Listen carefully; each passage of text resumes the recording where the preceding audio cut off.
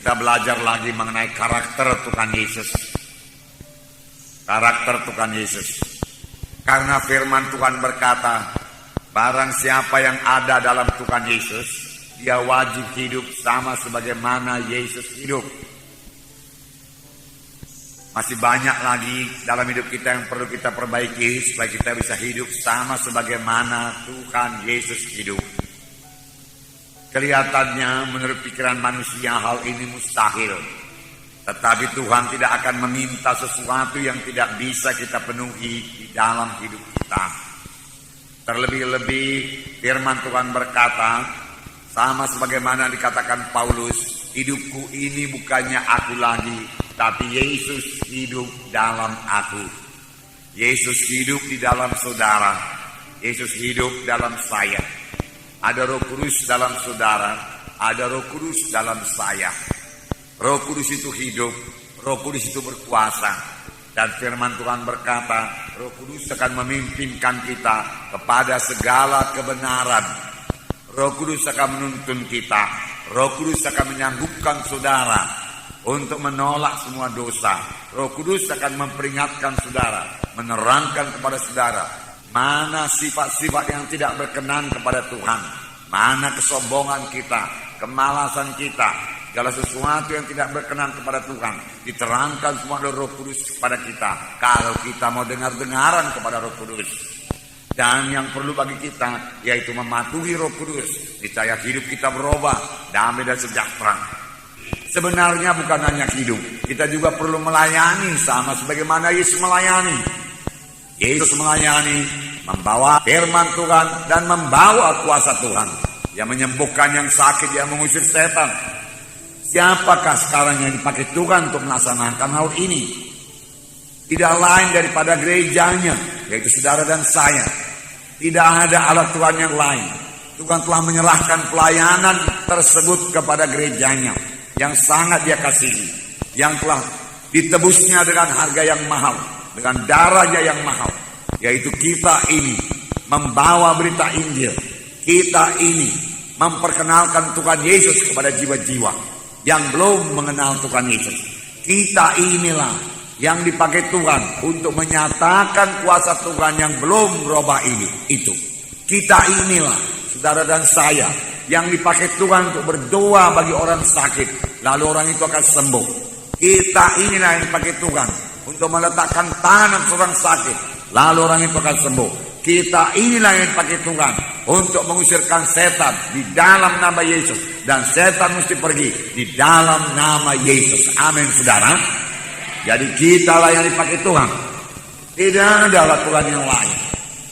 Terlebih pada akhir zaman ini, di mana Tuhan mau menyelesaikan pekerjaannya. Itu berarti dia akan menyelamatkan banyak-banyak jiwa-jiwa. Injil Tuhan akan dikabarkan lebih gencar lagi, lebih hebat lagi. Sehingga banyak jiwa-jiwa diselamatkan. Gereja-gereja dibangunkan. Terutama bukan gedungnya yang dibangunkan, orang-orang yang dibangunkan, anak-anak Tuhan yang dibangunkan. Bertambah teguh hatinya, bertambah teguh batinnya untuk mengikut Tuhan. Tidak mudah digoda setan, tidak mudah dimimbangkan oleh busuk itu, tetapi teguh mengikut Tuhan. Nah, saudara yang kasih dalam nama Yesus, semua ini bisa kita laksanakan karena Yesus di dalam saudara, Yesus dalam kita. Amin, saudara. Jadi Tuhan Yesus ada dalam saudara. Sadarilah itu selalu. Roh Kudus dalam saudara. Sadarilah itu. Sadarilah itu. Bahkan firman Tuhan, kobarkanlah karunia-karunia Roh Kudus yang ada padamu. Sebenarnya Tuhan telah memberikan karunia-karunia Roh Kudus juga kepada kita.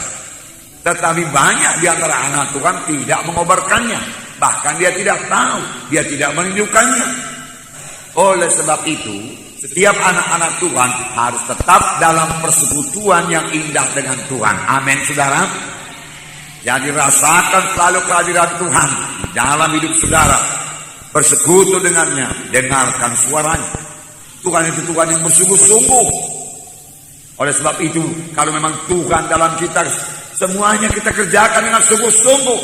Kita melayani dengan bersungguh-sungguh. kita berdoa dengan bersungguh-sungguh, kita mengasihi dengan bersungguh-sungguh, kita mengampuni dengan bersungguh-sungguh. Amin, saudara. Hanya kehendak daging saja saudara yang menahan kita untuk bersungguh-sungguh. Nah, Tuhan Yesus bersungguh-sungguh dalam melaksanakan kehendak Bapanya. Tuhan Yesus berkata dalam Yohanes 4 ayat 34, saya membacakan kepada saudara bagaimana kesungguhan hati Tuhan Yesus. Yohanes 4 ayat 34. Saya membacakan. Yohanes 4 ayat 34. Sini dikatakan, kata Yesus kepada mereka, makananku ialah melakukan kehendak Dia yang mengutus aku dan menyelesaikan pekerjaannya. Sini dikatakan, makananku ialah melakukan kehendak Dia yang mengutus aku dan menyelesaikan pekerjaannya. Murid-murid membawa makanan kepada Tuhan Yesus. Tapi Tuhan Yesus perlu mengerjakan pekerjaan Tuhan. Dia kerjakan lebih dahulu pekerjaan Tuhan. Sehingga dia berkata, makananku yaitu mengerjakan pekerjaan Bapakku yang mengutus aku. Dia sangat sungguh-sungguh bekerja. Bahkan sampai jauh-jauh malam dia mendoakan orang yang sakit, dia menyembuhkan yang sakit. Sampai ibunya dan saudara-saudaranya berkata, dia sudah tidak waras lagi. Karena giatnya bekerja, karena sungguh-sungguh hatinya bekerja. Tuhan minta kita juga bekerja dengan sungguh-sungguh. Dalam Roma 12 ayat 11. Roma 12 ayat 11. Di sini dikatakan, Roma 12 ayat 11. Janganlah hendaknya kerajinanmu kendor, ialah rohmu menyala-nyala dan layanilah Tuhan. Janganlah hendaknya kerajinanmu kendor, ialah rohmu menyala-nyala, layanilah Tuhan. Di dalam hati kita ini ada semangat yang menyala-nyala untuk melayani Tuhan. Tanpa semangat yang menyala-nyala, dengan mudah kita akan menyerah dalam pekerjaan Tuhan ini. Karena pada waktu kita mulai melayani Tuhan, di situ setan mulai menaruh semua halangan-halangan supaya kita mundur daripada pelayanan.